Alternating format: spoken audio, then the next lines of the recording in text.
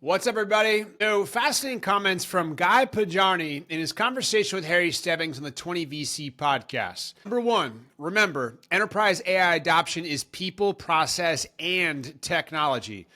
First principles, too. Here's the quote. I think people underestimate the non-technology parts of adopting AI. I think AI is a transformative or a disruptive technology, not a sustained one. And it requires people to change. It requires accountability, to change insurance and things like that.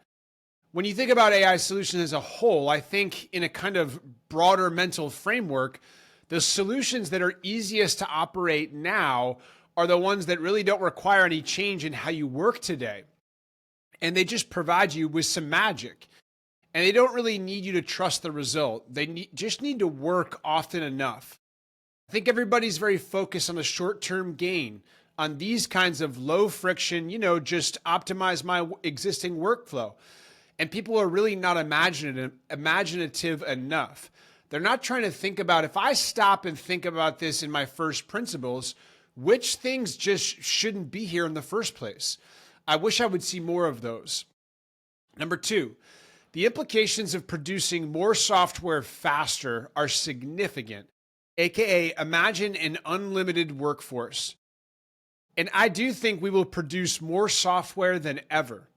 I think you do, because you are creating software substantially faster. And so you will have more software for which you need to make those decisions. He was referencing the evolution of the role of product managers and or software engineers and how they come together and stay apart and so on and so forth. Fascinating section to listen to. Number three, the best software developers are systems thinkers, which when empowered by AI tools, here's the quote. Well, I think the best software developers are not the best because of the best coders. It's because they think about development as a whole. They are systems thinkers. They understand the important bits about, the requirements of it and the emphasis around that they can anticipate trade-offs and what will happen later. Yeah, well, it means that they will think about software and sort of systems in slightly bigger paths. And they will make some decisions about every time you build a system that you have to have trade-offs. Number four, replicating a SaaS business is a lot more than just code. And it takes a lot more than an AI agent. I don't think that's true for a variety of reasons. First, SaaS businesses are far more than just the software they create. In fact, if you have a SaaS business and your only differentiation is I've written all this code and nobody else can do this, then probably your days are numbered. To think that you can just replicate the SaaS business because you can tell an agent what it will do, I think that is silly.